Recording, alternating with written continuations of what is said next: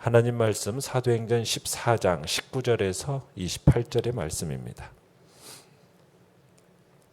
사도행전 14장 19절에서 28절의 말씀, 우리 한 목소리로 같이 읽겠습니다. 시작. 유대인들이 안디옥과 이고니온에 와서 무리를 충동하니 그들이 돌로 바울을 쳐서 죽은 줄로 알고 시외로 끌어내치니라.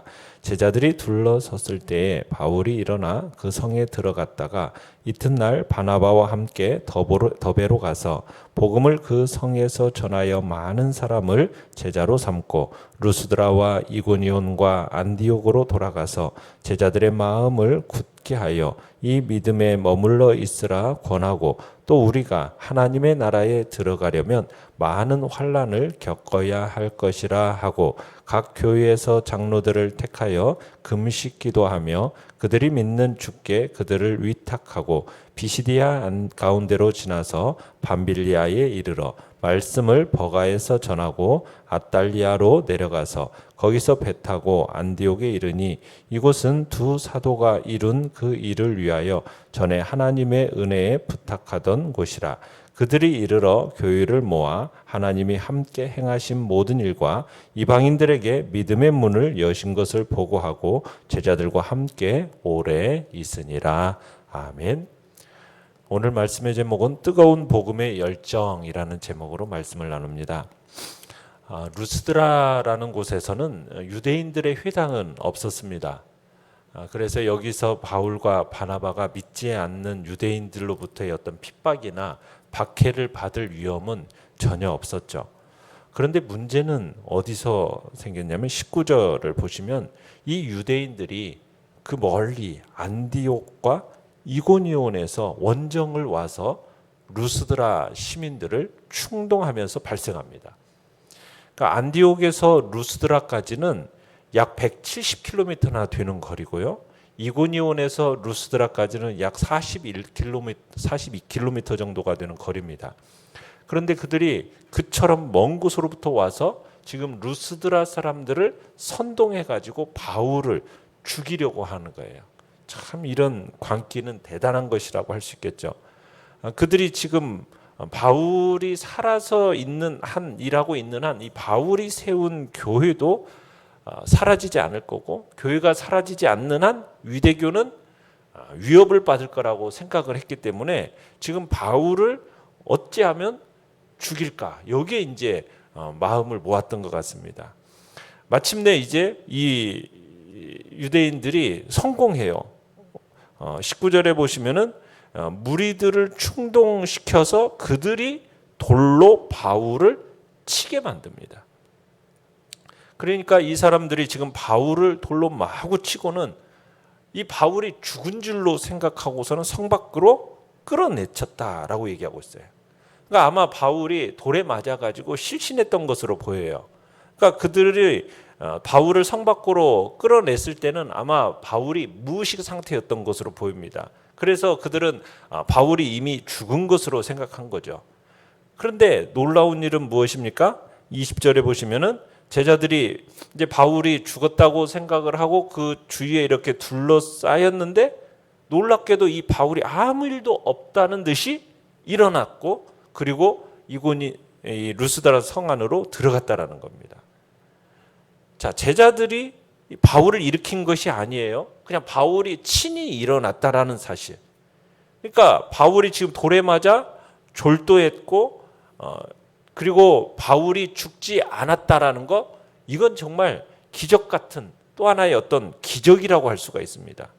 마치 여기서 일어났다라는 것은 죽은 자가 부활하듯이 일어났다라는 의미로 이 일어났다라는 단어가 쓰이고 있어요. 그러니까 그 이런 부활한 것처럼 일어나서 도시로 들어가는 모습 속에서 또한 이 사도 바울의 복음 전파를 위한 생명을 아끼지 않는 순교적인 각오를 우리가 또한 보게 됩니다. 자, 바울이 성 안으로 들어간 바로 다음 날 바나바와 함께 이제 더베라는 곳으로 이제 가게 되는데요. 그리고 가서 거기서 복음을 전했다라는 것은 바울이 돌의 치명적인 상처에서 기적적으로 치유받았음을 이렇게 보여주는 겁니다. 21절에 보면은 바울이 더베에서 이렇게 복음을 전하면서 얼마 머물렀는지는 정확하게 나오지 않지만 그곳에서 많은 사람을 제자로 삼았다라고 이야기를 하고 있습니다. 내용 관찰 문제 1번을 보시면 바울은 루스드라, 이고니온, 안디옥으로 돌아와서 제자들에게 무엇을 권면했습니까? 자, 22절을 보시면은 제자들의 마음을 굳게 하면서 자, 이 믿음에 계속해서 머물러 있어야 할 것을 권고하고 있습니다. 그러니까 믿음이라는 것은 그냥 단지 한번 시작되었다고 해서 끝나는 게 아니라 그 과정에서 중단되어야 할 게 아니라 어떤 상황이 있었든지 이 믿음은 계속되어야 한다라는 것을 지금 분명히 하고 있는 것이죠. 또 두 번째로는 22절에서 또 뭘 얘기하고 있습니까? 하나님 나라에 들어가려면 주님을 믿는 이 제자들이 많은 환난을 반드시 받아야 할 것을 교훈하고 있습니다.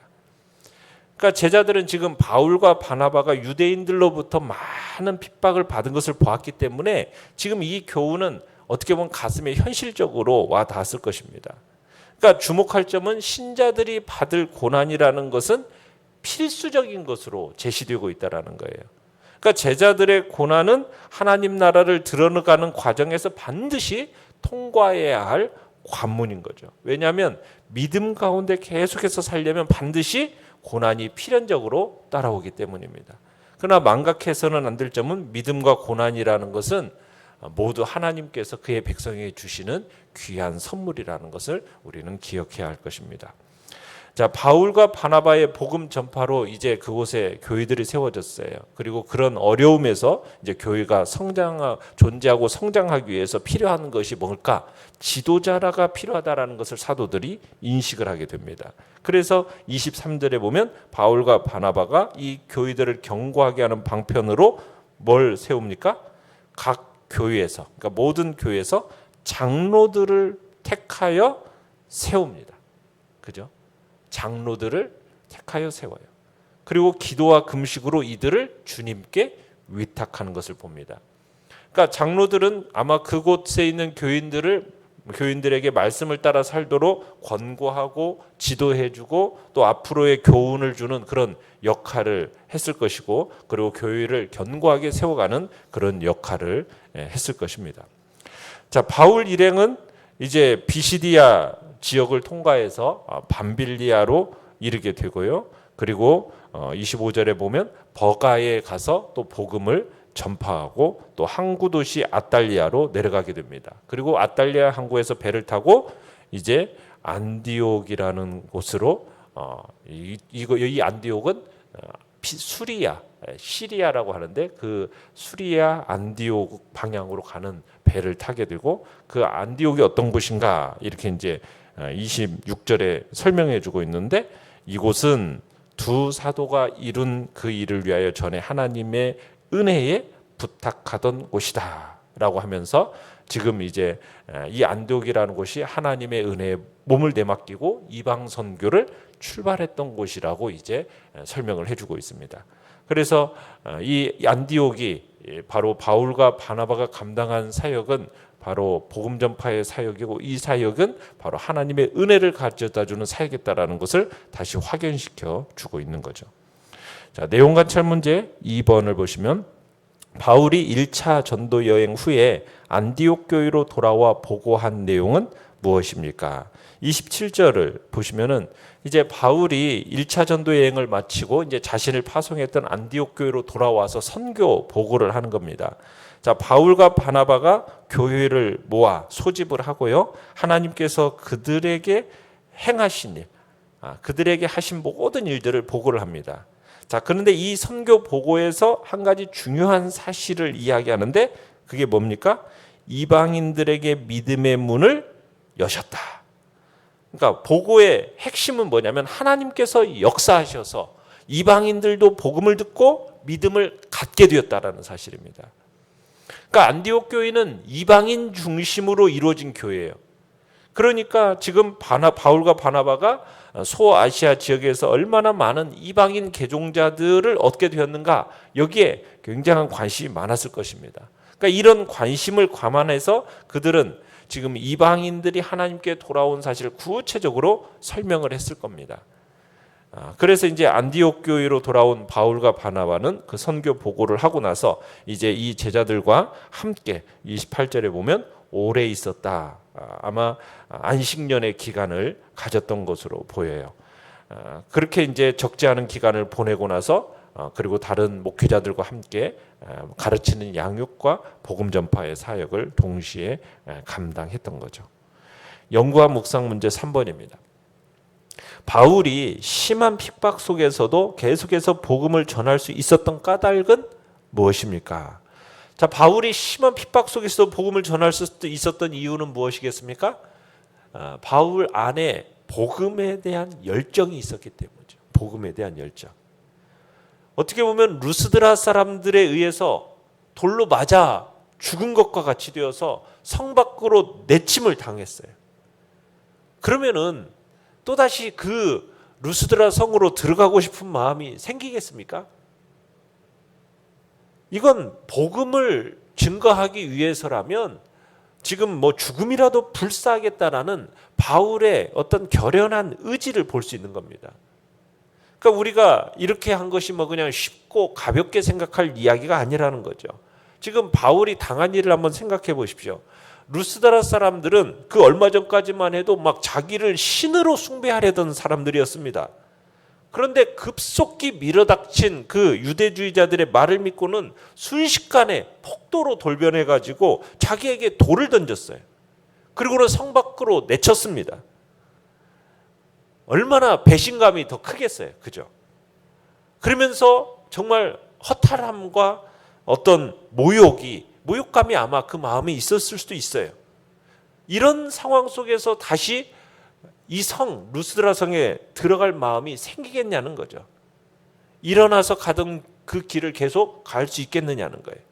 그런데 하나님께서는 그런 심각한 핍박 속에서도 복음의 열정을 잃지 않는 그 이 바울을 통해서 결국에는 이런 이방인 구원의 역사를, 큰 역사를 이루셨던 거죠.